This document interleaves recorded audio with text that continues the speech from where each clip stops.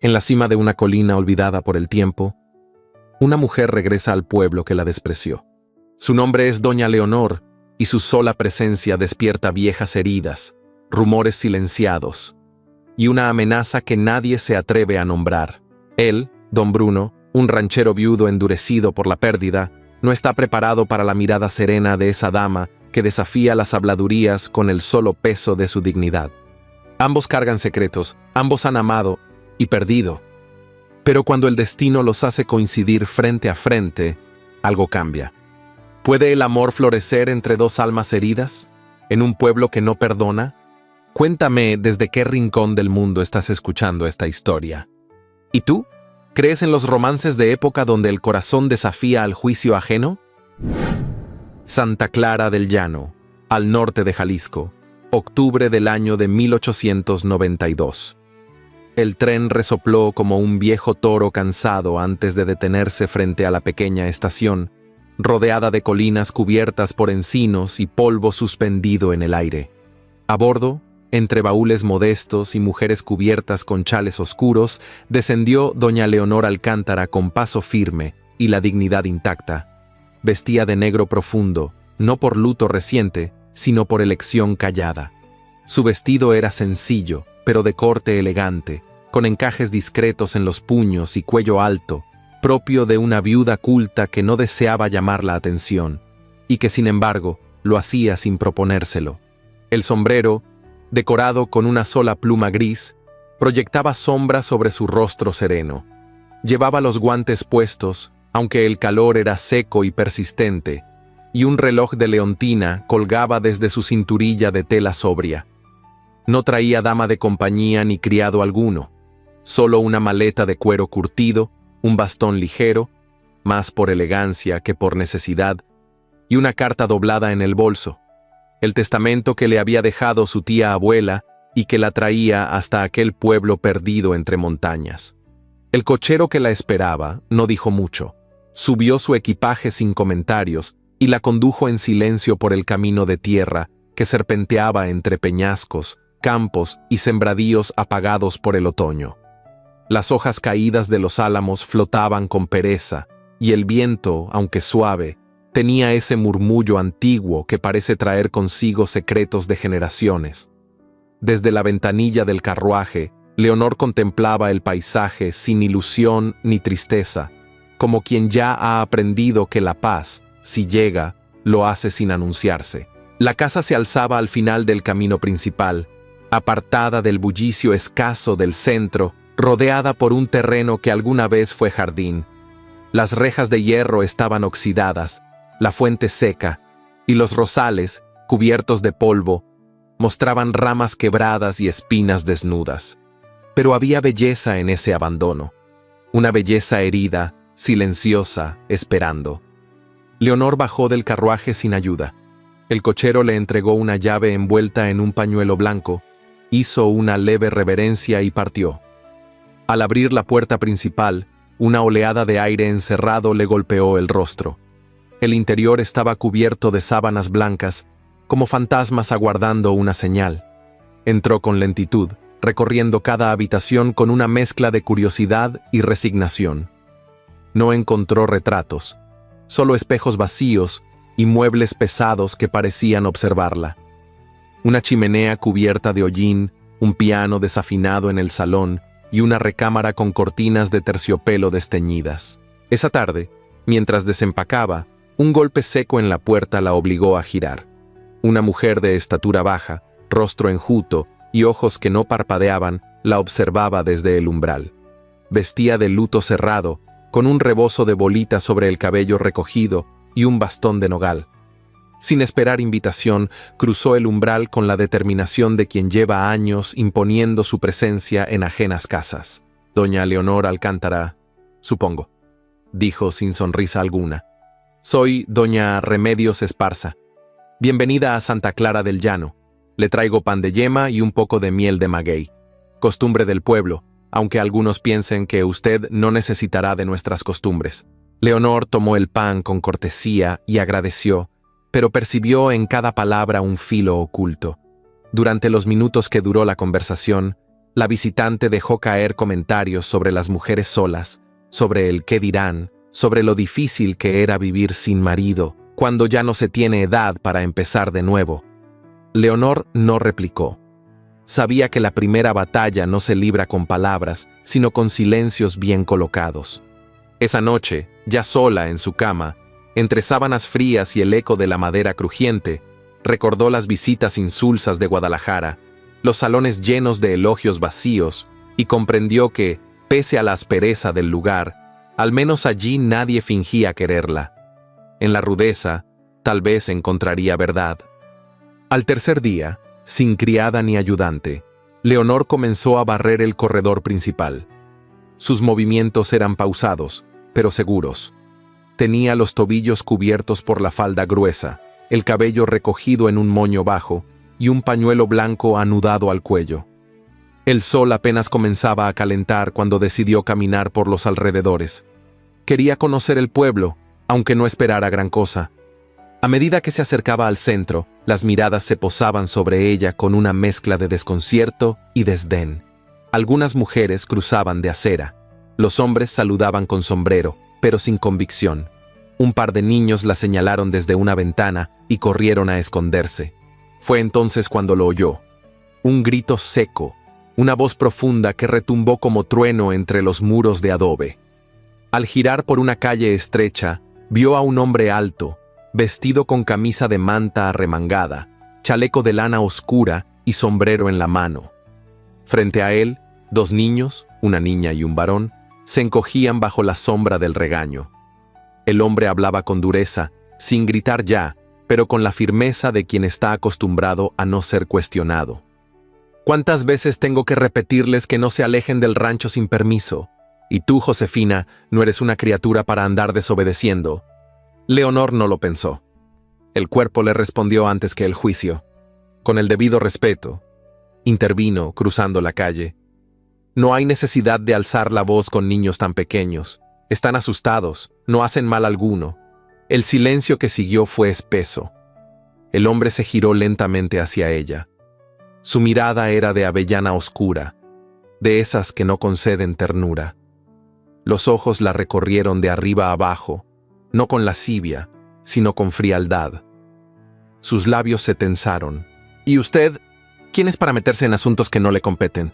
Mi nombre es Leonor Alcántara, respondió sin bajar la mirada. Y no soporto ver a un hombre descargar su ira sobre los más indefensos. Los niños miraban al suelo. El varón, de no más de 5 años, ocultaba las lágrimas detrás del brazo. La niña, más alta, alzaba los ojos hacia Leonor como quien ve aparecer algo improbable. Una presencia, un resguardo. El hombre volvió a colocarse el sombrero. Ya veo, la señora de la casa de los Rosales. Y sin decir más, tomó a los niños de la mano y se marchó, dejando tras de sí una nube de polvo y una tensión suspendida que Leonor sintió hasta en la espalda. No sabía su nombre. No sabía aún que había desafiado al dueño de media comarca. Solo sabía que algo en su pecho, que creía dormido hacía muchos años, acababa de estremecerse, y que los ojos de aquella niña, tan parecidos a los suyos cuando era pequeña, le habían clavado una súplica muda que no podría ignorar. Los días en Santa Clara del Llano no pasaban, se arrastraban con la lentitud áspera de la vida rural. Apenas había transcurrido una semana desde la llegada de doña Leonor Alcántara, pero ya su nombre flotaba en los corredores, en la plaza, en la tienda de ultramarinos y hasta en los rezos murmurados por algunas beatas. El incidente en la calle, donde se había atrevido a contradecir a don Bruno Castañeda, no era solo un hecho curioso. Se había convertido en una pequeña sacudida al orden no escrito del pueblo. La viuda de Guadalajara, con su andar digno y sus vestidos de ciudad, había tenido la osadía de enfrentarse a uno de los hombres más respetados y temidos de la región. Algunos decían que lo había hecho por soberbia, otros por compasión, y no faltaba quien insinuara que era una estrategia para captar la atención del ranchero viudo. Las palabras recorrían las bocas con sabor a especia vieja, seca, fuerte, difícil de digerir. En la casa de los Rosales, Leonor percibía ese ambiente con la misma sensibilidad con la que una aguja detecta la presión de una tela tensa. Las miradas evitaban posarse en ella cuando caminaba por las calles, pero no dejaban de seguirla con el rabillo del ojo. Las mujeres jóvenes se cruzaban al verla venir, las ancianas fingían no reconocerla, y los hombres inclinaban el sombrero sin convicción, como por obligación. Lo curioso es que a Leonor no le molestaba el aislamiento. Ya había vivido suficiente entre máscaras como para añorar la hipocresía. Pero lo que no podía ignorar eran los rostros de los niños, Josefina y Benito. Aquella niña de trenzas apretadas y ojos grandes, y aquel pequeño de pasos inquietos y sonrisa ausente. Los había visto solo unos instantes, pero su recuerdo era tan vívido como si formara parte de su propia memoria. Desde aquel día, ninguna tarde pasaba sin que Leonor se asomara al corredor, esperando sin admitirlo verlos cruzar la calle o asomar por la esquina. Del otro lado del pueblo, en los vastos linderos de la hacienda El Castaño, Bruno Castañeda no mencionaba palabra del encuentro.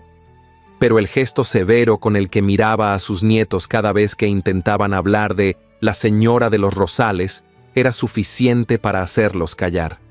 Esa mañana, sentado en el comedor con el café oscuro humeando frente a él, les habló sin levantar la voz, con una dureza que no admitía réplica. «No quiero que se acerquen a esa mujer», dijo sin mirarlos directamente. «No saben quién es, ni por qué vino. No se metan con lo que no entienden». Josefina bajó la mirada. Benito hizo un leve puchero, pero no protestó. Ambos sabían que cuando su abuelo hablaba con ese tono, no convenía insistir. Bruno se levantó, ajustó el sombrero sobre su cabeza y salió sin despedirse. El silencio quedó suspendido como una nube que no llueve. Ese mismo día, al caer la tarde, Leonor decidió visitar la iglesia del pueblo.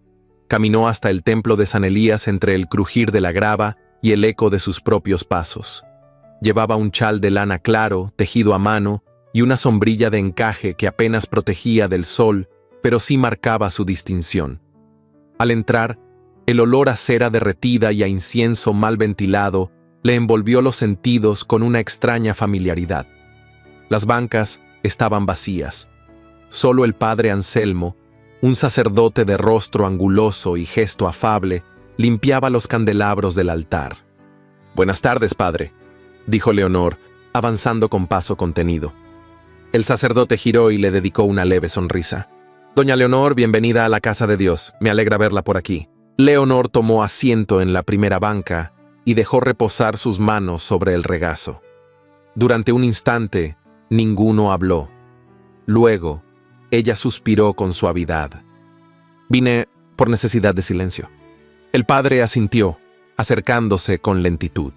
Se sentó en el banco de atrás, lo suficiente cerca como para que sus palabras fueran oídas sin levantar la voz. «El silencio también habla, hija, pero no siempre dice cosas dulces». Leonor esbozó una media sonrisa. «Estoy descubriendo eso». El sacerdote no insistió. Le bastó con mirarla a los ojos para entender que la mujer frente a él llevaba mucho más peso del que su espalda dejaba ver. No era solo la viudez ni el exilio voluntario. Había algo más profundo, una tristeza antigua, sedimentada con los años. Le ofreció una oración corta, sencilla, y luego la dejó en soledad. Esa noche, al volver a casa, Leonor encontró un sobre bajo la puerta. No llevaba remitente ni sello. El papel, amarillento y rugoso, temblaba ligeramente en su mano mientras lo abría. Dentro, unas pocas palabras escritas con letra torcida y en tinta desvaída. «Al pueblo se viene a vivir con respeto. No altere lo que ya está en calma. No busque donde no ha sido llamada». No sintió miedo. Sintió decepción. Confirmaba lo que ya intuía. Su presencia no era bienvenida. Dejó la carta sobre la mesa, encendió una vela, se sirvió un té de hierbas y subió las escaleras sin mirar atrás. Al día siguiente, una tormenta inesperada cayó sobre Santa Clara del Llano. El cielo, que por la mañana había brillado con claridad, se tornó de pronto gris plomizo. El viento se volvió violento y la lluvia descendió con furia sobre los tejados. Leonor cerró las ventanas con dificultad y encendió el brasero para calentar el salón. La tormenta golpeaba con fuerza las persianas y el jardín comenzaba a inundarse. Entonces, un golpeteo urgente en la puerta la hizo levantarse con sobresalto.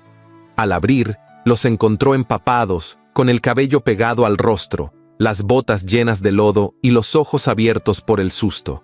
Josefina y Benito, temblando bajo un árbol que ya no les ofrecía resguardo. «Nos agarró la tormenta», dijo la niña. «No sabíamos a dónde correr». Leonor no preguntó más. Los hizo pasar, los envolvió con mantas, les secó el cabello con una toalla tibia y les ofreció pan dulce y leche caliente. Los niños comieron en silencio, mientras la lluvia golpeaba los vidrios con furia. El salón olía a canela y a leña encendida. Ella no pensó en Bruno. No en ese momento. Solo en esos dos pequeños que ahora la miraban con una mezcla de alivio y gratitud. Josefina se acercó a sus libros. Benito se acurrucó en una esquina del diván. Cuando por fin se escucharon pasos pesados en el corredor y el chirrido de la puerta siendo abierta con violencia, Leonor ya lo esperaba de pie. Don Bruno entró, empapado, con el sombrero en la mano y el rostro endurecido por la preocupación. «¿Dónde están?», preguntó sin saludar. Los niños corrieron hacia él. Él los revisó con la mirada, luego se volvió hacia Leonor sin agradecimiento ni cortesía. «No tenía derecho a tenerlos aquí», espetó. «Se supone que no deben acercarse a usted». Leonor no retrocedió, mantuvo la frente erguida. «Y yo no tenía derecho a dejarlos en la tormenta. El juicio lo dejo a su conciencia, don Bruno». Los ojos de ambos se encontraron en el aire espeso del salón. Había algo en su mirada que iba más allá del enojo. Una herida no cerrada, una advertencia no dicha. Bruno tomó a los niños de la mano y sin decir palabra más, salió con ellos bajo la lluvia. Leonor cerró la puerta con suavidad. Su corazón latía con fuerza, pero su rostro no lo mostraba. Se acercó al brasero, se sentó junto al fuego y dejó que el silencio llenara la casa, como una vieja canción que conoce todos los rincones de su alma. El aire de Santa Clara del Llano había cambiado. Las lluvias recientes dejaban un perfume terroso en las madrugadas, como si la tierra susurrara promesas de renacimiento.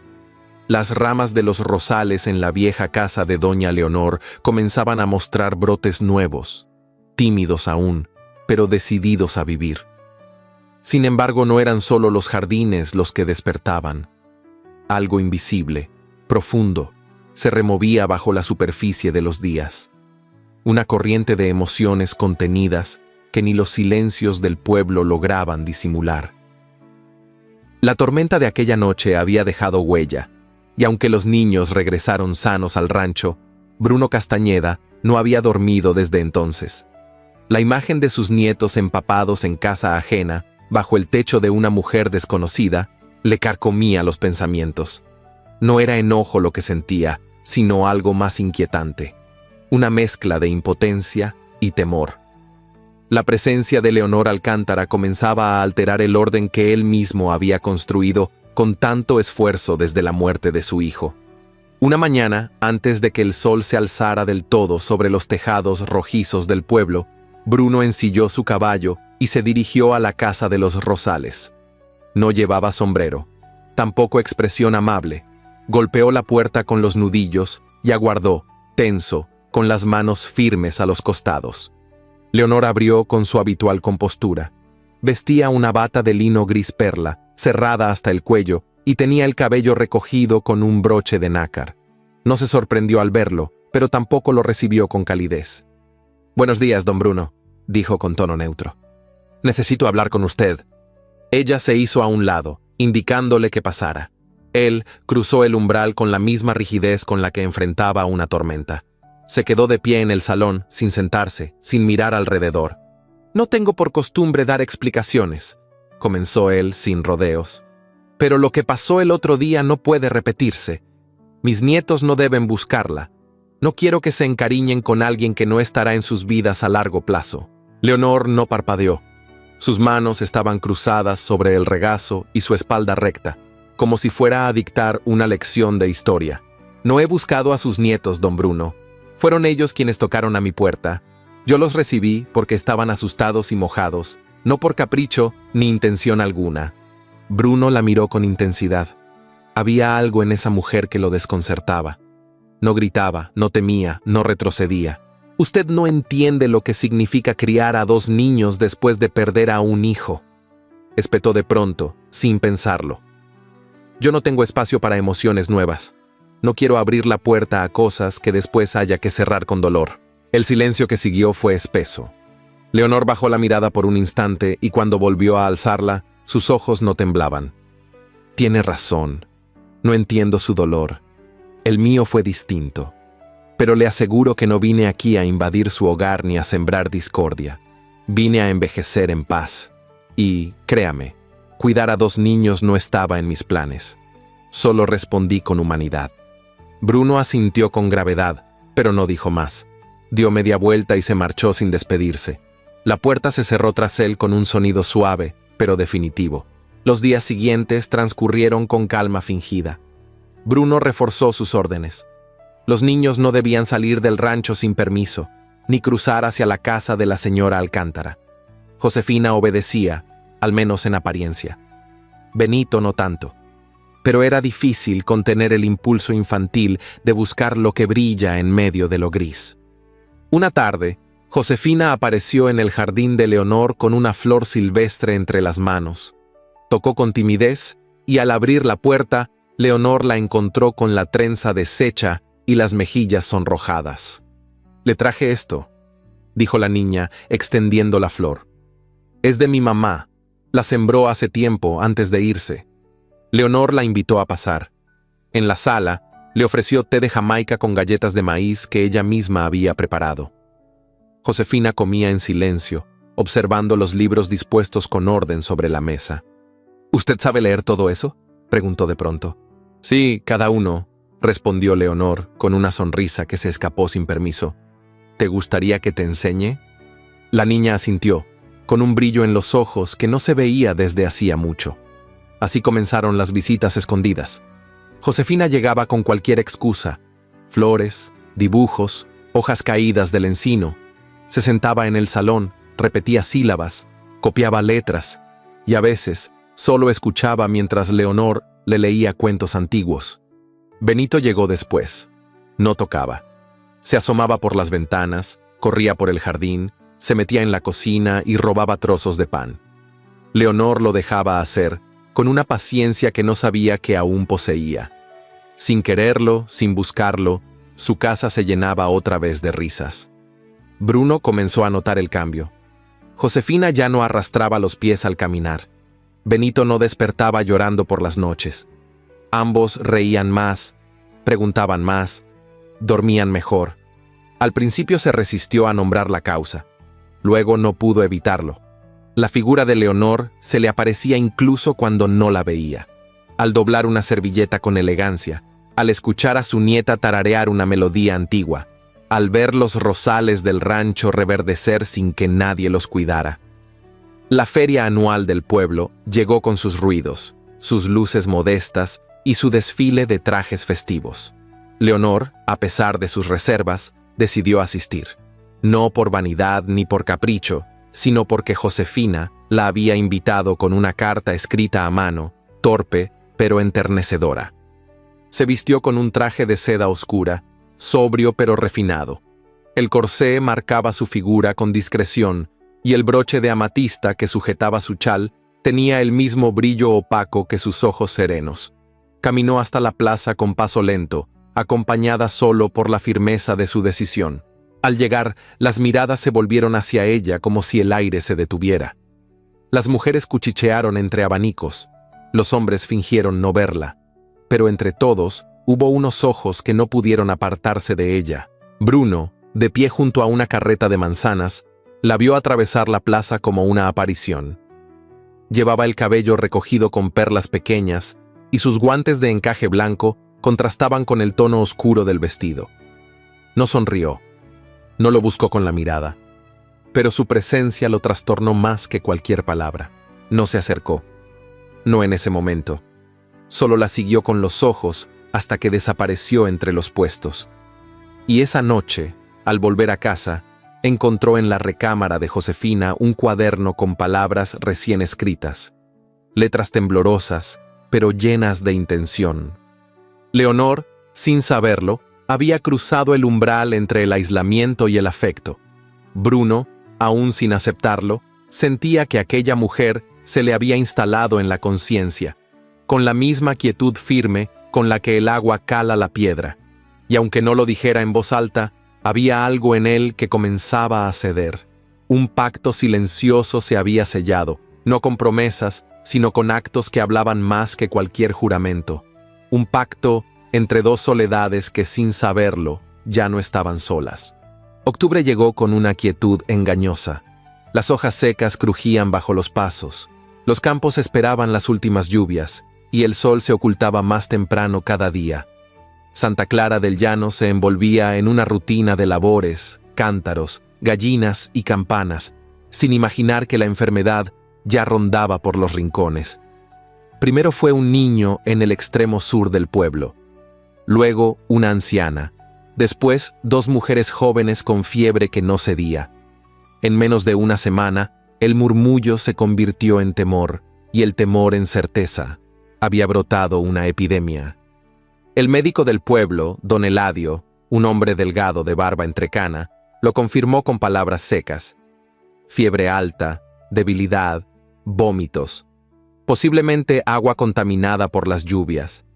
No era mortal si se atendía a tiempo, pero los recursos eran escasos, y el temor se extendía más rápido que la enfermedad misma. Fue en una tarde tibia, mientras cosía en el corredor, cuando Leonor escuchó los gritos. Una mujer corría por la calle, cargando a un niño envuelto en mantas. Tras ella, otras la seguían, como en procesión triste. Leonor dejó la aguja, se puso el chal y salió. En la plaza, las madres se agolpaban en la puerta del consultorio de don Eladio, pero no había camas ni manos suficientes. Esa noche, mientras servía agua en su cocina, Leonor tomó una decisión. Subió al desván, abrió los armarios, desempolvó colchas, preparó tinas, y al amanecer salió rumbo a la iglesia. Allí habló con el padre Anselmo. Le pidió que hiciera correr la voz. Su casa estaría abierta para acoger a mujeres con niños enfermos mientras durara la epidemia. El sacerdote, conmovido, aceptó transmitir el mensaje. Pero el pueblo no estaba preparado para aceptar esa oferta con gratitud. No después de todo lo que se había dicho sobre la señora de la Casa de los Rosales. Y menos aún cuando don Bruno Castañeda, con su voz firme, dijo en el atrio de la iglesia que nadie debía enviar a sus hijos a manos de una extraña. Aquellas palabras, pronunciadas sin ira, pero con severidad, bastaron para que la mayoría decidiera seguir su ejemplo. Leonor no replicó. Volvió a casa con paso lento, pero no desalentado. Abrió sus ventanas de par en par, ventiló los cuartos y esperó. La espera fue larga, cargada de un silencio que dolía más que los murmullos. Nadie llegó ese día, ni el siguiente. Solo una anciana se acercó a dejar unas velas como gesto de respeto, pero partió sin cruzar el umbral. Al cuarto día, mientras encendía la lámpara del salón, un llamado urgente golpeó la puerta. Era Bruno. No traía sombrero. Llevaba en brazos a Josefina, envuelta en una manta de lana. La niña tenía los labios resecos y la piel ardiente. Apenas respiraba. No quiso comer desde ayer, dijo Bruno sin rodeos. No me atreví a traerla antes, pero ya no sé qué hacer. Leonor no respondió. Extendió los brazos y recibió a la niña como quien recoge un fragmento de su propio corazón. La llevó a la habitación más cercana al jardín, retiró las cortinas, encendió el brasero y colocó a Josefina sobre las sábanas frescas. Bruno la observaba desde la puerta, sin moverse, sin saber si debía quedarse o irse. «¿Qué tiene?», preguntó apenas con voz. «Fiebre, pero no tan alta como otras que he visto», respondió Leonor, con una calma que ocultaba la preocupación que le calaba el pecho. «Necesita reposo, líquidos, y que alguien le hable con ternura». Bruno bajó la mirada. Tenía los puños cerrados. La niña, entre delirios, susurraba algo. Leonor se inclinó y le apartó un mechón de la frente. «No quiero que muera», dijo Bruno casi sin aliento. Leonor lo miró. Por primera vez, sin la barrera de la desconfianza. Lo vio tal como era en lo más íntimo. Un hombre quebrado, sostenido por el orgullo, luchando contra el miedo de volver a perder. «No morirá», dijo ella con voz baja. «No mientras yo respire». Esa noche fue larga. Leonor no durmió. Se sentó junto a la cama, cambió paños fríos, preparó infusiones, leyó en voz alta fragmentos de cuentos antiguos, y cuando la fiebre bajó un poco, dejó caer la cabeza sobre el borde del colchón, con el alma rendida. Bruno regresó al amanecer. Había pasado la noche caminando alrededor de su rancho, sin paz. Al ver la lámpara aún encendida en la casa de Leonor, tocó la puerta con suavidad. Ella abrió con el rostro pálido, las ojeras profundas y el cabello suelto. «¿Cómo está?», preguntó él sin atreverse a entrar. «Mejor, dormida, más tranquila». Él asintió. No dijo nada más. Se quedó de pie, con las manos en los bolsillos del pantalón. Leonor le ofreció pasar. Se sentaron uno frente al otro, sin mesa entre ellos. Ella con las manos entrelazadas. Él con los ojos clavados en el piso. «¿Usted tiene hijos?», preguntó de pronto.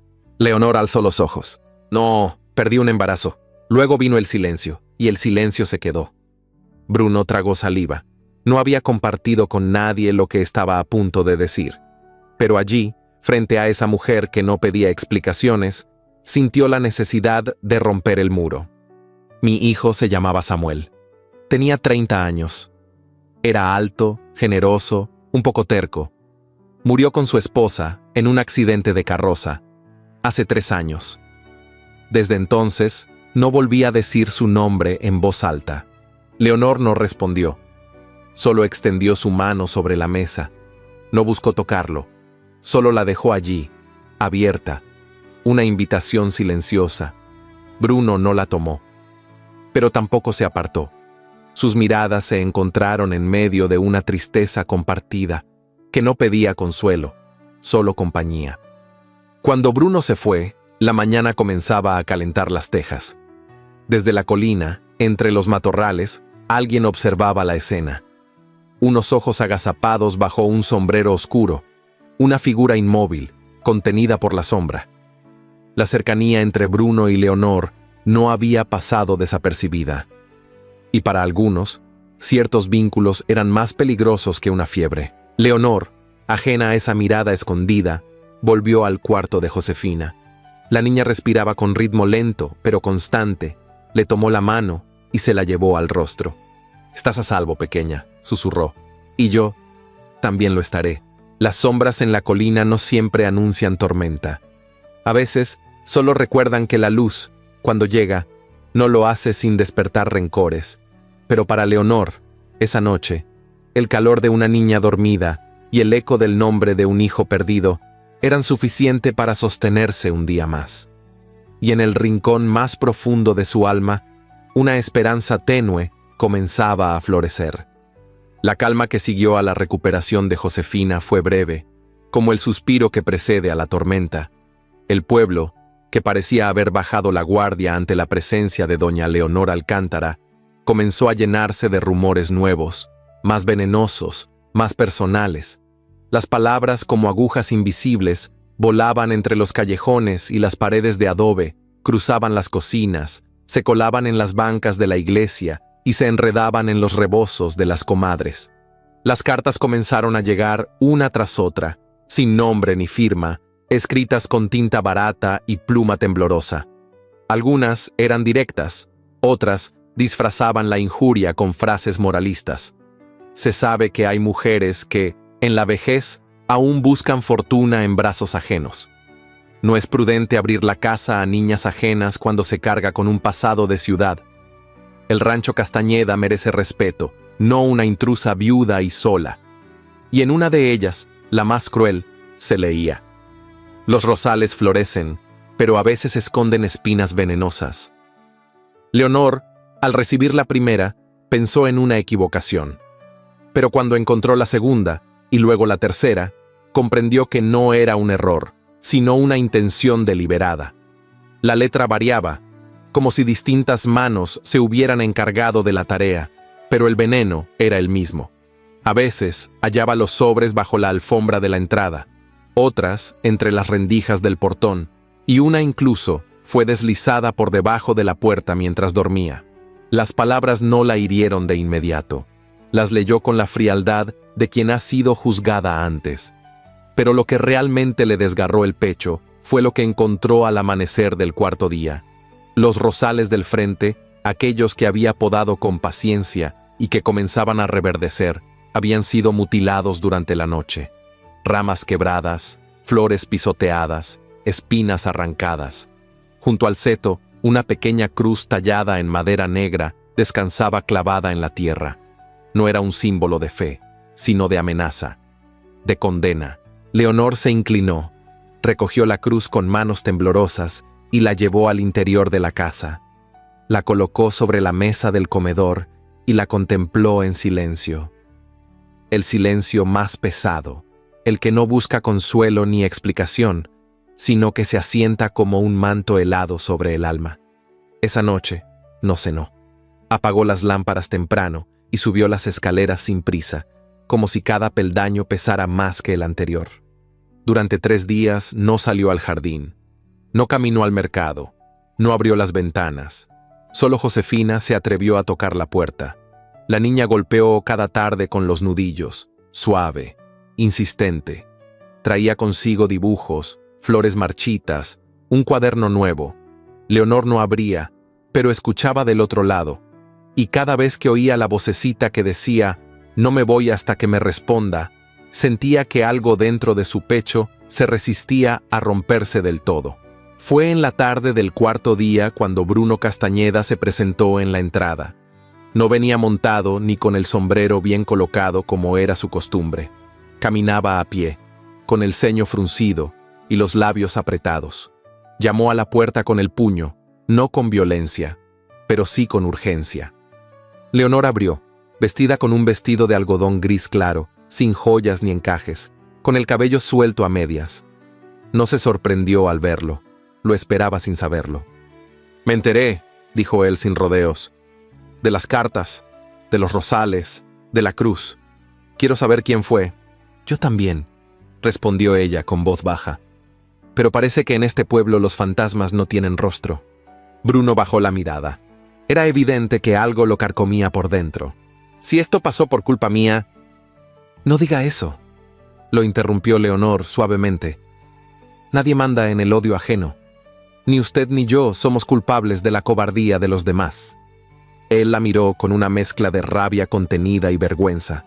Luego, sin pedir permiso, cruzó el umbral y se sentó en el sillón del corredor, como si llevara años haciéndolo. Leonor no lo detuvo. Se sentó frente a él, con las manos entrelazadas sobre las rodillas. «Le traje esto», dijo Bruno sacando del bolsillo una pequeña bolsa de tela. «Es pomada de árnica. La prepara Tomasa, la mujer que cuida el rancho. Sirve para las manos. Me dijo que las suyas deben estar heridas por tanto trabajo». Leonor tomó la bolsita y la sostuvo un momento entre los dedos. «Gracias.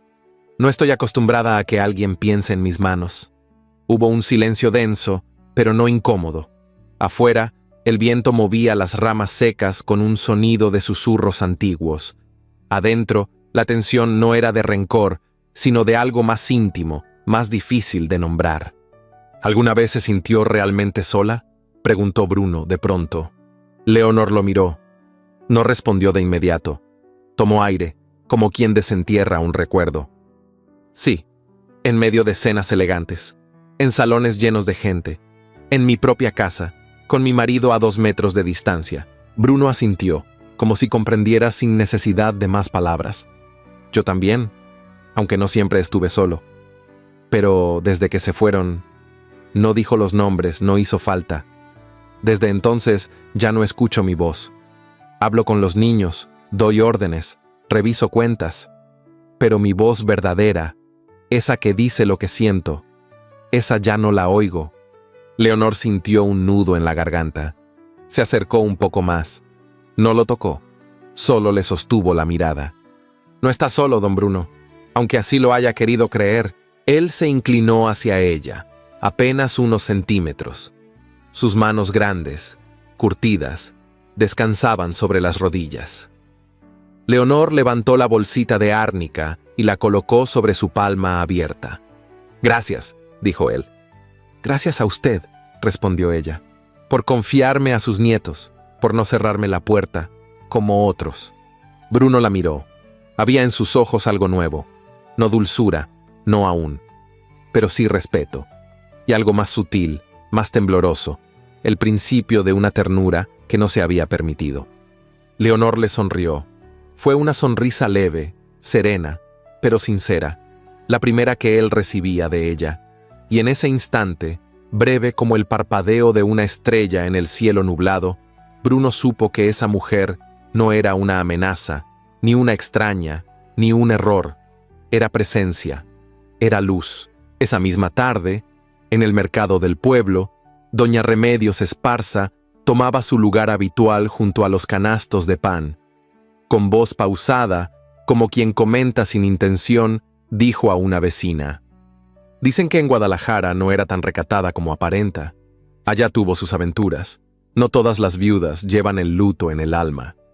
La mujer a su lado no respondió, solo bajó la mirada. Pero a unos metros, una joven que recogía flores para el altar escuchó con el ceño fruncido. Y en su casa, el padre Anselmo, que comenzaba a sospechar más de lo que decía, anotó en su libreta un nombre: Remedios. La semilla de la maledicencia había sido plantada. Pero también, sin saberlo, una flor distinta comenzaba a abrirse, una que no necesitaba sol para florecer, solo verdad y paciencia, como las que Leonor cultivaba en su alma desde el día que llegó. La mañana amaneció tibia y serena, como si el viento aún no supiera lo que se decía entre los corredores y las cocinas del pueblo.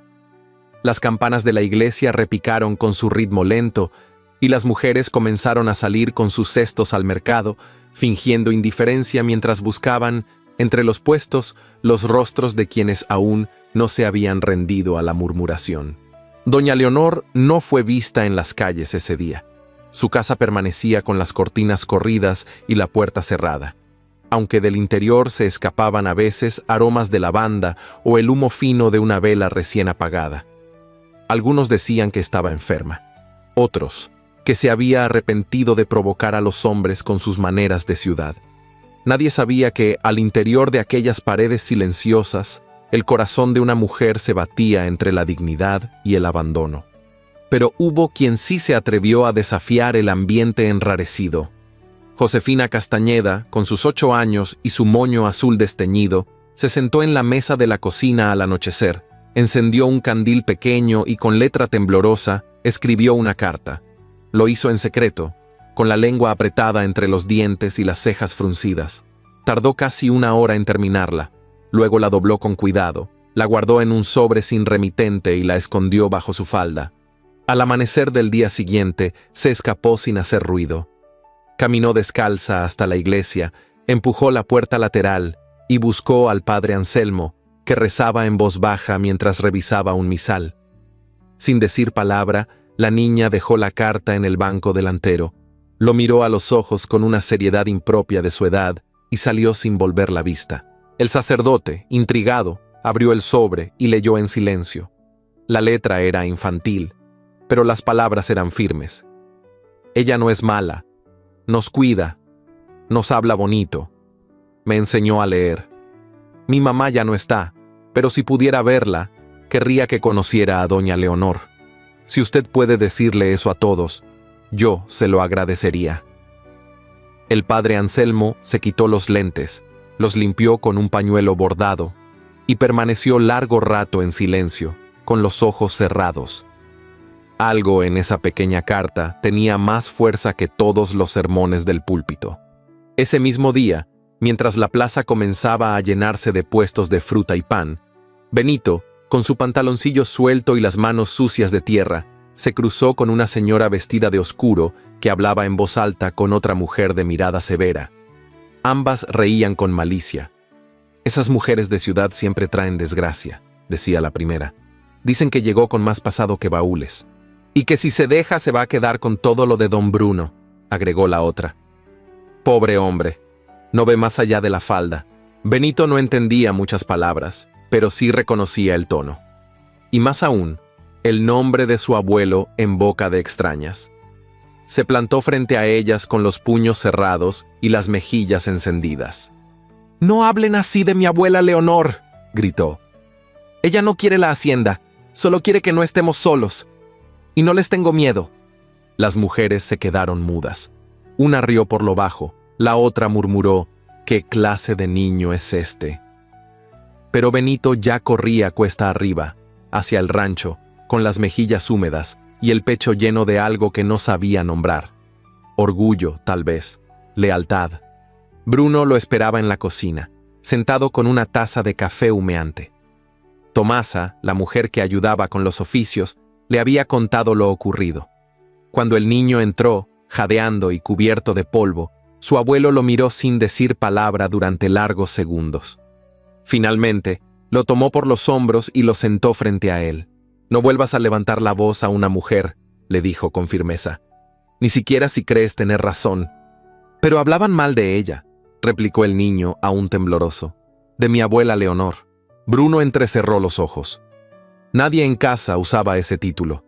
Leonor era la señora Alcántara, la maestra, la amiga. No abuela. Esa palabra le atravesó el alma. No reprendió más al niño. No le alzó la voz. Solo suspiró hondo. Se levantó, salió al patio y miró hacia el este, donde el techo de la casa de los Rosales brillaba débil bajo el sol de mediodía. Leonor, por su parte, pasaba la tarde ordenando sus cosas. Los cajones, que apenas había abierto desde su llegada, comenzaron a llenarse de nuevo. Doblaba con cuidado cada vestido, separaba lo que llevaría y lo que dejaría atrás. Había tomado una decisión, lenta pero irreversible. Se marcharía. No sabía aún a dónde, pero su corazón le decía que ya había hecho suficiente. No quería mendigar respeto. No a su edad. No después de todo lo que había enfrentado. Mientras acomodaba unas telas de lino, un cuaderno de tapas duras cayó al suelo. Al recogerlo, notó que una hoja amarillenta se asomaba entre las páginas. La desplegó con manos lentas, reconociendo la caligrafía antes de leerla por completo. Era una carta, la carta de su esposo, aquella que había guardado hacía años, después de su muerte, y que había olvidado entre tantas despedidas. Mi Leonor, si alguna vez la vida te lleva a quedarte sola, no vivas de recuerdos ni de silencios. No pongas tu amor en una urna, sal al mundo aunque sea tarde. Si existe una segunda oportunidad para ti, tómala sin culpa. Mi amor no se perderá por eso. Yo te amé para verte feliz, no para verte estancada. Las lágrimas, contenidas desde hace semanas, brotaron sin permiso.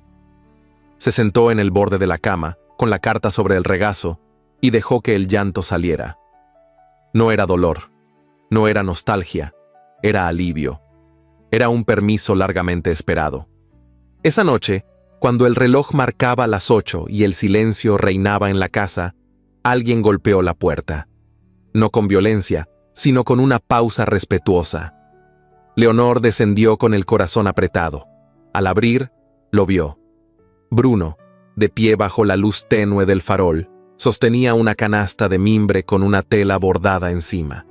«Le traje pan», dijo sin rodeos, «del que hace Tomasa con anís, y flores, son de mis rosales. Pensé que los suyos no están en buen estado». Leonor lo miró en silencio. No dijo nada, solo abrió un poco más la puerta. Bruno no cruzó, no preguntó, solo extendió la canasta. «Josefina quiere verla, Benito también. Yo...» titubeó, cosa rara en él. «Yo no sé qué decir».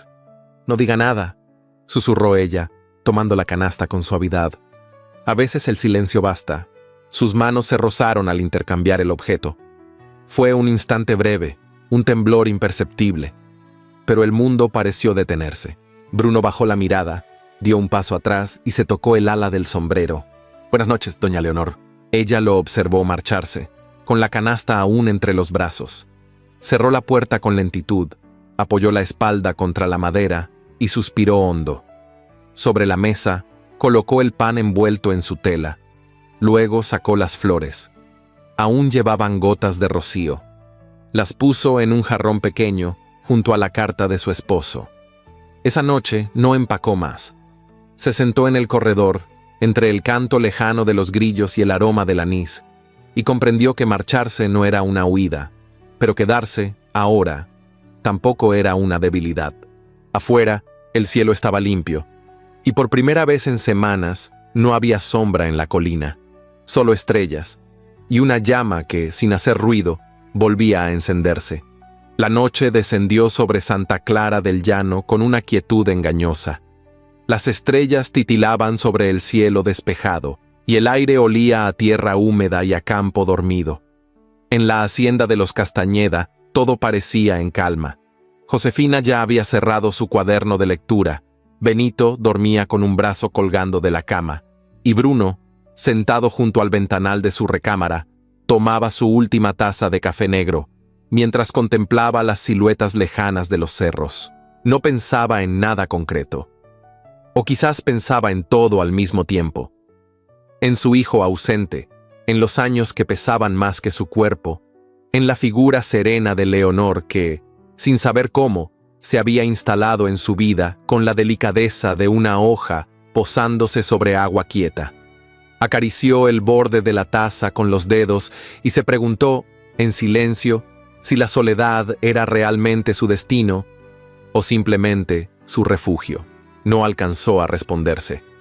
Un grito desgarrado rompió la quietud, seguido por un estruendo seco y el crujir espantoso de la madera partiéndose. Se levantó de un salto. Desde la ventana vio las llamas elevarse como lenguas voraces desde el ala norte del establo. Corrió escaleras abajo, tomó un balde vacío y gritó los nombres de Tomasa y de los peones. Las campanas de la hacienda comenzaron a sonar con urgencia. Las llamas ya se extendían con violencia. La madera seca del granero ardía como papel. El humo espeso cortaba el aire y el ganado, asustado, relinchaba con fuerza desde los corrales. Bruno, sin esperar ayuda, corrió hacia el interior del establo. Sabía que allí dormían 2 potrillos recién nacidos y una yegua vieja que no sobreviviría sin asistencia. Dentro, el calor era insoportable. La ceniza flotaba en el aire como una tormenta de brasas, y el crepitar de las vigas al ceder parecía un rugido monstruoso. Logró abrir la puerta del corral pequeño y azuzar a los animales hacia el patio, pero una viga en llamas cayó justo detrás de él, bloqueando la salida. Fue entonces cuando alguien gritó su nombre desde la entrada. Era Tomasa, con el rostro cubierto por un rebozo y la voz desgarrada por el pánico. Bruno no respondió. Tosía, buscaba aire entre la humareda, pero no retrocedía. Había algo en su sangre que no le permitía rendirse. No aún. A 3 calles de distancia, Leonor dormía en su recámara, cuando un golpe desesperado en su puerta la hizo despertar. Josefina, con los ojos llorosos y los pies descalzos, temblaba bajo el umbral. «El establo está ardiendo. Mi abuelo». Leonor no hizo preguntas. Se puso un vestido sobre la bata, tomó un cesto con trapos húmedos, una cubeta de cobre y salió corriendo con la niña de la mano. Al llegar a la plaza, su voz firme despertó a los vecinos dormidos. «Fuego en la hacienda Castañeda, se necesita agua, mantas, hombres que ayuden». Al principio, solo unos pocos reaccionaron, pero al verla al frente, sin temor, sin titubeos, algo en el pueblo se removió. Hombres con palas, mujeres con cántaros, jóvenes con mantas mojadas comenzaron a seguirla. Nunca antes se había visto a Leonor mandar con tanta decisión. No gritaba, no ordenaba con prepotencia, pero su voz era clara, su rostro decidido, y todos, sin saber por qué, le obedecían. Cuando llegó a la hacienda, el fuego ya había alcanzado la mitad del establo. Josefina corría de un lado a otro buscando a Benito, que lloraba en brazos de Tomasa. Leonor la abrazó, la calmó, y luego avanzó entre la multitud hasta encontrar a un peón que gritaba que don Bruno seguía dentro. «¡Déjeme pasar!», exclamó. Uno de los trabajadores intentó detenerla. «No puede entrar, señora. Es muy peligroso». Nadie va a entrar, dijo ella con una calma gélida. Pero alguien debe guiar desde fuera. Él me escuchará. Se acercó a la puerta del establo, protegida por una tela húmeda sobre el rostro, y gritó con fuerza. «¡Don Bruno! ¡Está vivo! ¡Tiene que salir ahora! ¡Sígame por mi voz!». Hubo un segundo de silencio, como si el fuego contuviera la respiración. Luego, un sonido de pasos pesados, un golpe de madera y un quejido. Bruno apareció tambaleándose entre el humo, con el rostro ennegrecido, las cejas quemadas y una herida en la frente. Cayó de rodillas a unos metros de la puerta. Leonor corrió hacia él, sin pensar, sin importar el calor, sin temor a las miradas. Lo ayudó a levantarse, le cubrió el rostro con un paño húmedo y gritó por ayuda. 2 hombres lo tomaron por los brazos y lo llevaron hasta una carreta cercana. Leonor caminaba a su lado, sujetándole la mano, hasta que Bruno la apretó, débil, pero consciente. «¿Los niños?», preguntó con voz áspera. «A salvo», respondió ella. «Gracias a usted». El fuego fue controlado con esfuerzo. El granero se perdió, pero no hubo muertos. Solo heridas, espanto y una nueva mirada sobre la mujer de la casa de los Rosales. Esa noche, mientras se apagaban las últimas llamas y los vecinos volvían a sus casas, muchos la vieron por primera vez sin desconfianza, algunos con asombro, otros con admiración. El padre Anselmo, que había llegado al lugar con su capa sobre los hombros y su Biblia bajo el brazo, encontró en el camino de regreso un sobre arrugado, caído en la escalinata lateral de la iglesia. Lo levantó con cuidado, creyendo que era una carta olvidada. Al abrirlo, reconoció la misma caligrafía que ya había visto en otras ocasiones, la de las cartas anónimas dirigidas a Leonor. Pero esta vez, el remitente estaba al dorso, por descuido o por prisa. El nombre, escrito con letra antigua, era claro como la mañana: Remedios Esparza. El sacerdote suspiró con dolor, apretó el papel entre los dedos y alzó la vista hacia el cielo oscuro. El pueblo debía conocer la verdad, pero no esa noche. Esa noche debía prevalecer la gratitud por los vivos, por los que arriesgaron el cuerpo sin pensar en el alma. Bruno, tendido sobre un catre en la sala de la hacienda, dormitaba con la frente vendada. Leonor se sentó a su lado. No hablaban, pero en el silencio que los unía había algo más fuerte que las palabras. Ella le tomó la mano, la sostuvo entre las suyas. Él la entrelazó, débil pero firme. En sus ojos, entrecerrados por el cansancio, había una luz nueva, no de fuego, no de peligro. Una luz que, por primera vez, no quemaba, iluminaba. Y eso, en medio de tanta ceniza, ya era un milagro. Los días siguientes al incendio no fueron silenciosos.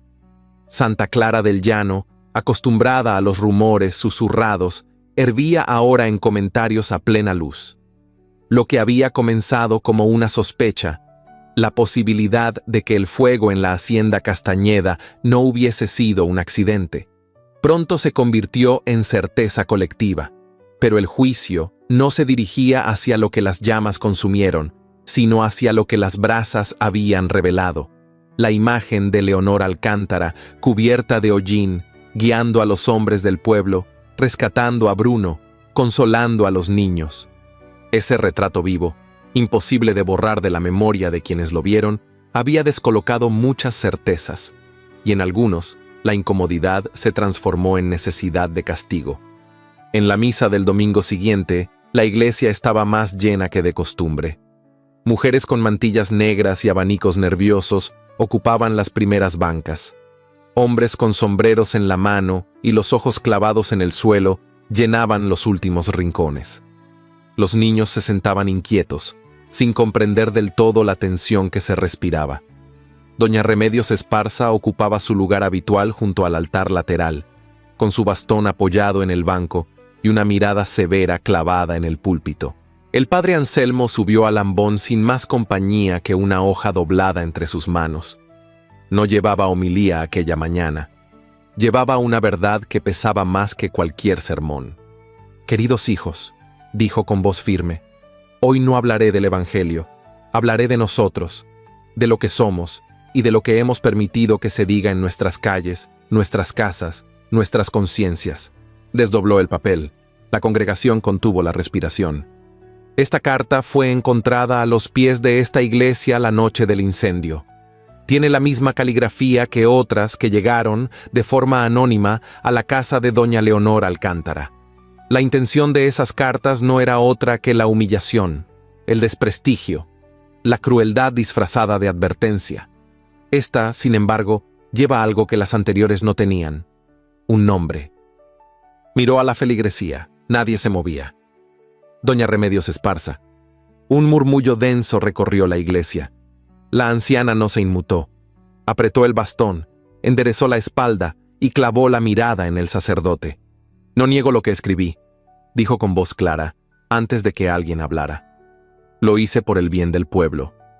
Esa mujer no pertenece a este lugar. Vino con secretos, con intenciones escondidas. Yo solo puse en palabras lo que muchos aquí pensaban». El padre Anselmo la miró con tristeza, no con ira. El mal, cuando se disfraza de virtud, se vuelve aún más dañino. Usted no es Dios, doña Remedios. Ninguno de nosotros lo es. No hubo más que decir.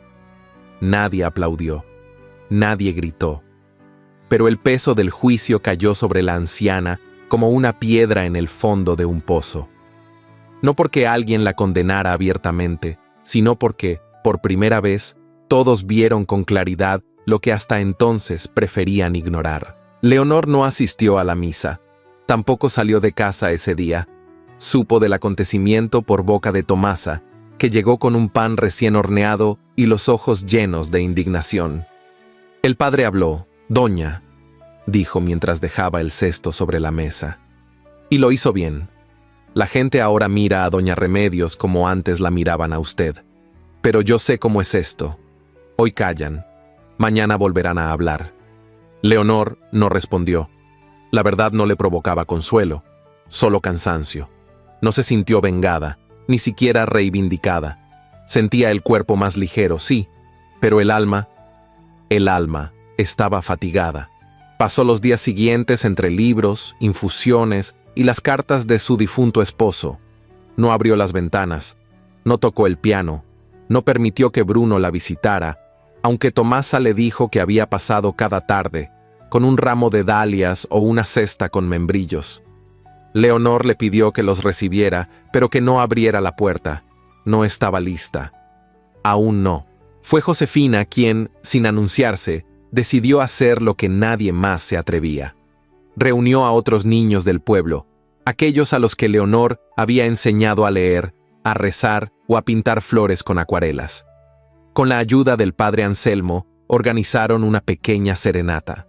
No con guitarras ni canciones, sino con versos escritos por ellos mismos. Una tarde, justo cuando el sol comenzaba a inclinarse y el aire adquiría ese tono dorado que tiñe de nostalgia todo lo que toca, los niños se reunieron frente a la casa de los Rosales. Llevaban coronas de bugambilias, papelitos doblados en las manos y una tímida determinación en los ojos. Josefina se adelantó y llamó con suavidad. «Doña Leonor, no venimos a molestar, solo queremos leerle algo». Dentro, Leonor escuchó. No se movió al principio, pero cuando oyó la voz de Benito decir «Gracias por querernos sin pedir nada», sintió cómo se quebraba algo dentro. Bajó lentamente, con un chal de hilo sobre los hombros, y entreabrió la puerta. Los niños, al verla, comenzaron a leer en voz alta. Versos torpes, dulces, sencillos. Palabras como valiente, mamá, flor que no se rinde, abrazo sin precio. Al terminar, dejaron los papelitos sobre el umbral y se marcharon, en silencio, uno por uno. Leonor recogió los versos, los presionó contra el pecho, y por primera vez en muchos días, sonrió. Una sonrisa serena, luminosa, como si el corazón, por fin, encontrara una rendija por donde respirar. Esa misma noche, al anochecer, salió a caminar. Vestía de blanco, como en los días de juventud, con un vestido de algodón bordado que no había usado desde Guadalajara. Caminó lentamente hacia la plaza. No buscaba a nadie, pero sabía que encontraría lo que debía ver. Y allí estaba Bruno, de pie junto al kiosco, con las manos en los bolsillos y el sombrero en la mano. No parecía esperar, pero no podía disimular que lo hacía. Cuando la vio, su expresión cambió. No a sorpresa, sino a certeza. Se acercó despacio, con pasos prudentes. «He venido muchas veces», dijo con voz grave. «A su puerta, a su jardín. No para que me reciba, sino para que sepa que estoy». Leonor no respondió. Lo observó con los ojos quietos, sin dureza, pero también sin entrega. «Quiero pedirle perdón», continuó él, «no por lo que hice, sino por lo que no hice, por no defenderla cuando el pueblo le dio la espalda, por callar cuando debía hablar, por haber dudado de lo que vi con mis propios ojos». Leonor bajó la mirada. Las palabras eran sinceras, eso lo sabía, pero también sabía que la herida no cerraba solo con disculpas. Bruno dio un paso más. Extendió la mano, pero no la tocó. «No espero que me perdone esta noche. Solo quería que lo supiera». Ella levantó los ojos, y sus miradas se encontraron en ese punto suspendido donde el tiempo parece detenerse. No dijo una palabra, solo lo miró y no se alejó. El silencio entre ambos fue más elocuente que cualquier promesa, porque a veces el perdón no llega envuelto en frases, sino en presencias que se sostienen, en miradas que no se retiran, en la simple voluntad de quedarse. Y allí, bajo el cielo limpio de Santa Clara, en medio de una plaza que aún aprendía a mirar sin juzgar, comenzó a nacer algo nuevo. No una esperanza ingenua, sino una certeza callada. La de dos almas cansadas que, sin prisa, comenzaban a reconocerse. La mañana llegó envuelta en un silencio distinto. No era el mutismo hostil de los días pasados, ni la calma artificial de los días posteriores al incendio. Era un silencio real, casi amable, que parecía abrir espacio a lo inesperado. El aire olía a tierra recién removida, a ramas cortadas, a madera húmeda y a una ternura que aún no se atrevía a decir su nombre. Desde muy temprano, Bruno se presentó frente a la casa de los Rosales con una pala al hombro y un sombrero viejo que ya no usaba en sus visitas al pueblo. No tocó la puerta, no pidió permiso. Se limitó a observar el terreno seco que separaba la verja de hierro forjado del zaguán principal. La tierra estaba endurecida, los rosales viejos habían sido arrancados por la mano cobarde de quien quiso herir sin mostrar el rostro. Y sin embargo, algo en ese terreno baldío pedía volver a vivir. Bruno clavó la pala en la tierra y comenzó a removerla. Cada golpe levantaba polvo, pero también recuerdos. Lo observaban los niños desde la acera, Josefina, con las manos detrás de la espalda, y Benito, comiendo una ciruela en silencio. Ninguno se atrevía a hablarle. Él, por su parte, no los llamó, pero tampoco les pidió que se marcharan. Solo siguió trabajando, como si esa tierra fuera una extensión de su alma. Después de un rato, Josefina se acercó con un cubo de agua, y Benito, arrastrando una bolsa de tela, le mostró 5 pequeños rosales envueltos en papel. Bruno los miró, asintió sin una palabra, y los niños se sentaron a su lado, como si siempre hubieran estado allí. Juntos cavaron, plantaron, regaron. Ninguno alzó la voz.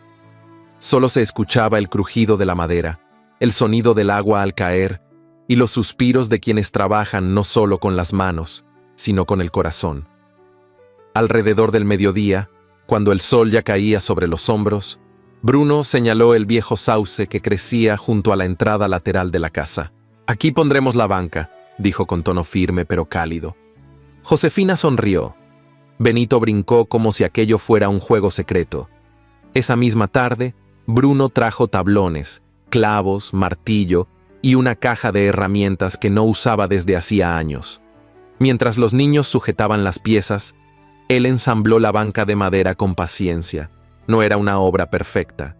Tenía astillas visibles, marcas irregulares y una pata más corta que las otras. Pero era sólida, honesta, como él. Al día siguiente, cuando la banca estuvo terminada, Bruno se detuvo frente a ella al amanecer. Llevaba una camisa limpia, un pañuelo anudado al cuello y en la mano una flor recién cortada del primer rosal que habían plantado. Caminó hacia la casa y tocó con los nudillos. Esta vez, con esperanza. Leonor abrió la puerta con serenidad. Vestía un vestido de lino color crema, sin adornos, y llevaba el cabello recogido con una simple peineta de madera. Lo observó con atención, y sus ojos no mostraban recelo, solo una curiosidad tranquila. «Buen día, doña Leonor», dijo Bruno extendiéndole la flor. «Me gustaría que me acompañara un momento». Ella tomó la flor sin apresurarse, la sostuvo con delicadeza entre los dedos, y tras unos segundos, asintió. Caminaron sin hablar hasta el sauce. Bruno le ofreció sentarse. Ella lo hizo con elegancia, acomodando la falda con ambas manos. Él se sentó a su lado, sin tocarla, pero lo suficientemente cerca como para que sus presencias se reconocieran. El sol filtraba su luz entre las ramas del árbol, y el sonido del viento acariciaba las hojas con un susurro constante. Por un instante, ninguno dijo nada. Luego, Bruno rompió el silencio. «Hace años que no construía algo con mis manos. Desde que murió mi hijo. Me parecía inútil, como si todo lo que hiciera se fuera a perder también». Leonor lo miró con los ojos suaves. «Nada que nace del amor se pierde del todo», respondió.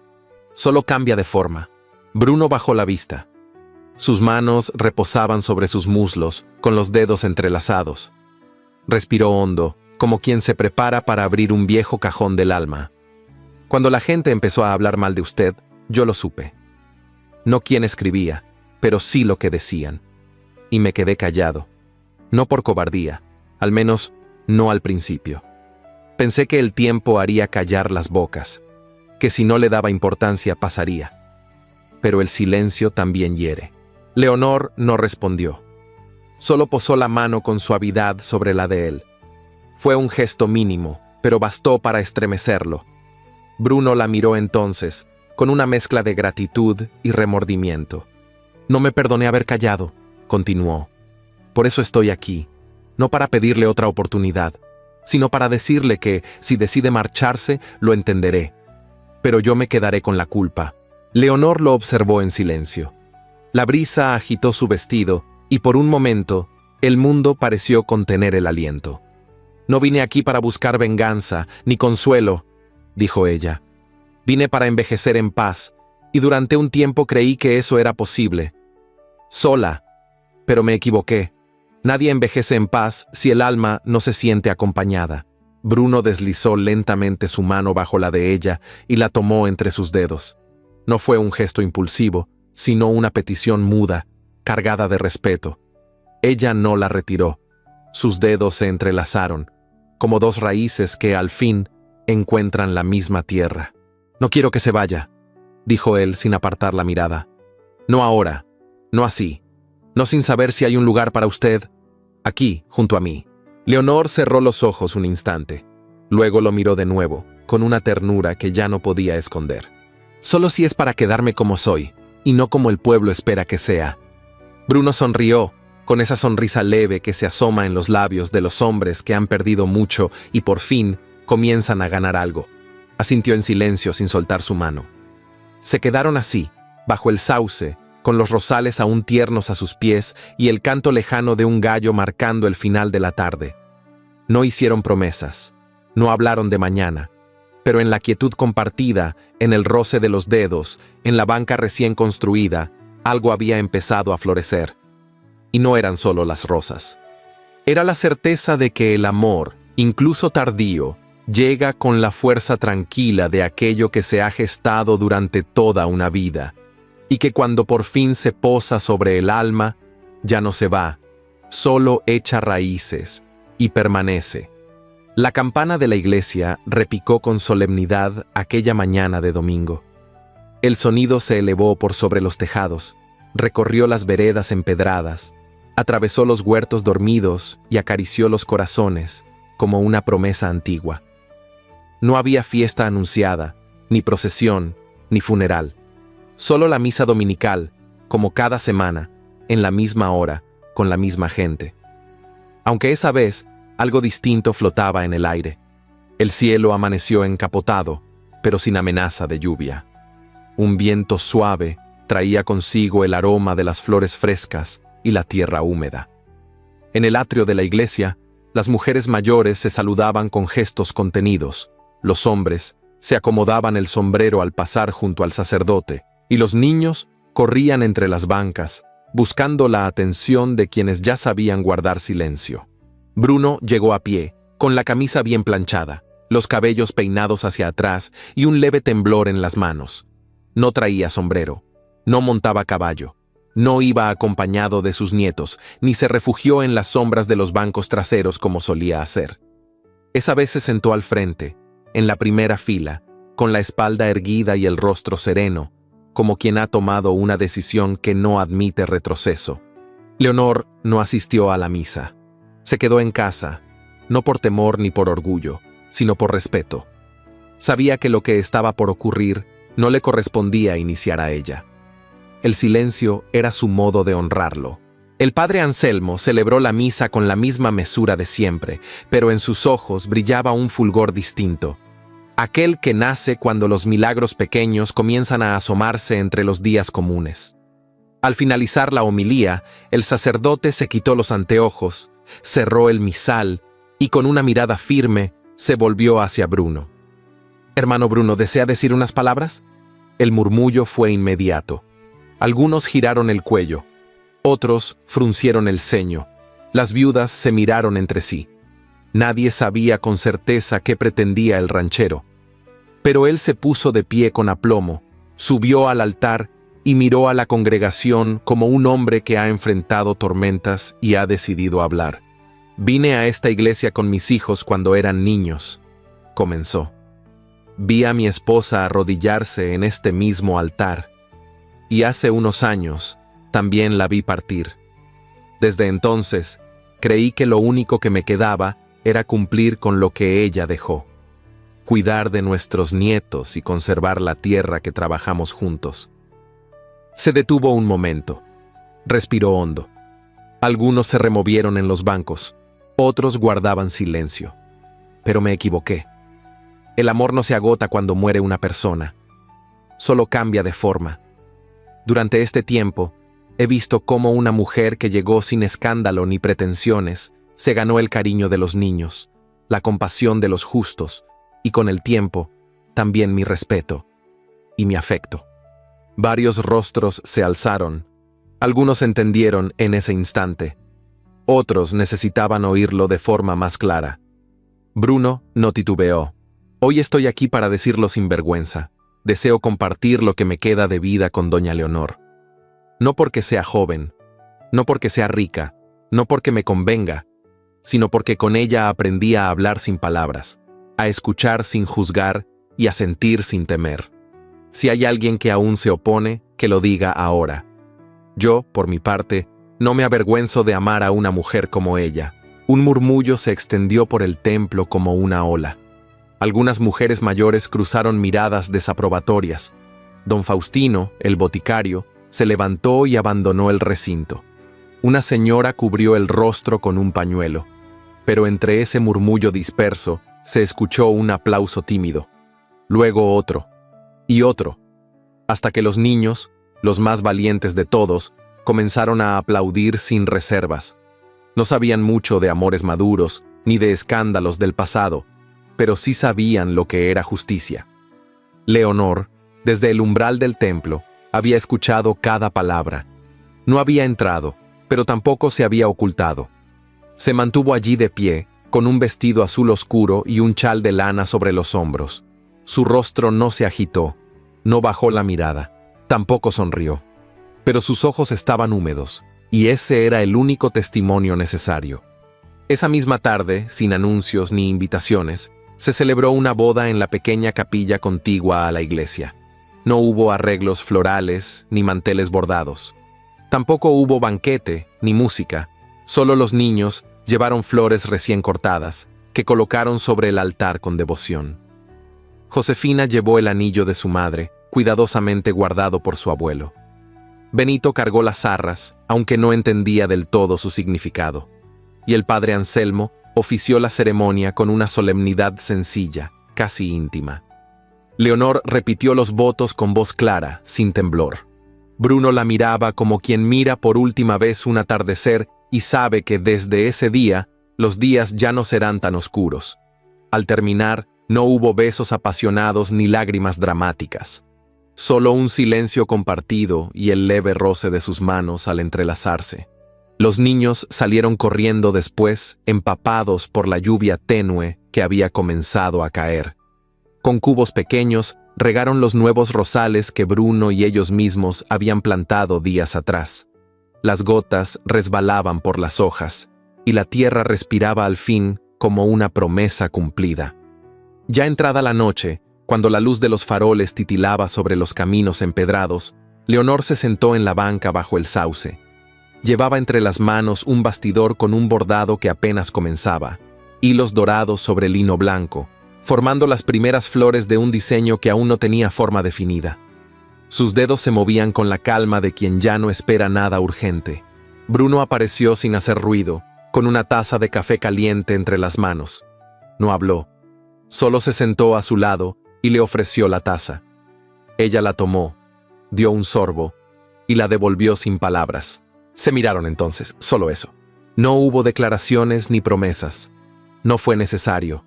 Porque cuando el amor llega después de la tormenta, después del escarnio, después del dolor, no necesita alzar la voz. Solo basta con estar, con quedarse, con mirar al otro y saber que, al fin, se ha encontrado un lugar donde reposar el alma. Y en esa banca de madera, bajo el árbol que había visto pasar las estaciones, dos corazones envejecidos aprendieron a latir al mismo ritmo, sin alardes, sin prisas, en paz, porque el amor maduro no grita, pero permanece. 8 años habían transcurrido desde aquella tarde en que Bruno y Leonor unieron sus vidas sin pompa ni alarde, pero con una firmeza que solo conocen los corazones que han sufrido y aún así deciden amar. La vida no les regaló juventud ni un porvenir extenso, pero sí les concedió tiempo suficiente para dejar huella. La banca de madera seguía bajo el mismo sauce, aunque el tronco estaba más grueso y las ramas caían ahora con una melancolía distinta, como si el árbol mismo guardara memorias en su corteza. Sobre la banca, un chal de lana doblado con esmero permanecía a un costado, y sobre el regazo de Leonor, una cesta de costura descansaba medio abierta. Sus dedos ya no eran tan ágiles como antes, pero aún bordaba en las tardes, más por costumbre que por necesidad. Bruno había encanecido por completo, pero conservaba la estampa erguida de los hombres que han labrado la tierra con dignidad. Caminaba con lentitud, sí, pero su voz seguía firme y su mirada clara. No le temía a la vejez, le temía al olvido, y por eso cada mañana pasaba por la escuela a recoger a los niños para enseñarles a plantar rosales junto a los viejos. Decía que las flores eran más resistentes cuando se criaban en compañía de arrugas y arrullos. Josefina había crecido. A sus 15 años era una muchacha despierta, con carácter y dulzura en partes iguales. Ya no dormía en la hacienda de su abuelo, pero iba a visitarlo cada domingo. Benito, en cambio, parecía no haber soltado nunca la mano de Leonor. Se había quedado a vivir con ellos, como si en aquella casa encontrara el cobijo que el mundo le había negado desde pequeño. Tenía 11 años y soñaba con ser maestro, aunque aún no lo confesaba en voz alta. La vida en el pueblo también había cambiado. El nombre de Leonor ya no era motivo de susurros ni cuchicheos. Las mujeres, incluso aquellas que años atrás le volvieron la espalda, ahora acudían a su casa para pedir consejos sobre hierbas, recetas o dolores del alma. Los niños la llamaban abuela, sin importar el lazo de sangre.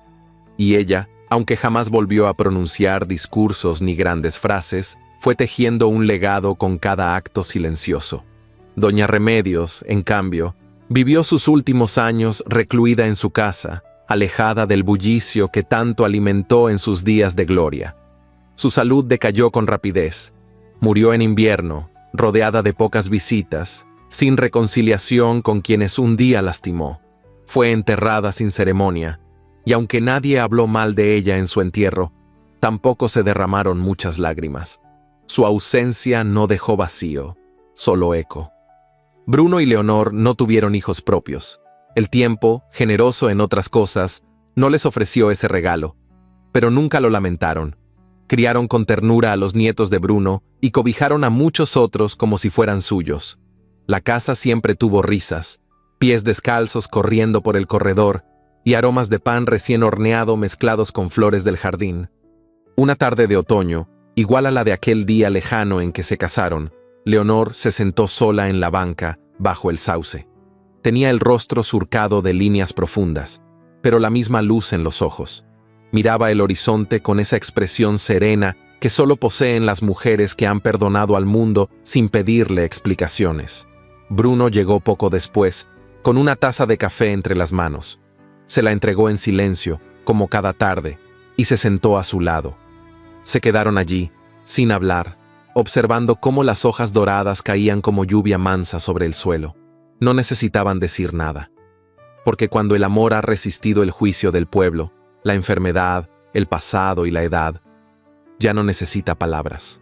En el borde del jardín, los rosales florecían con una fuerza inesperada.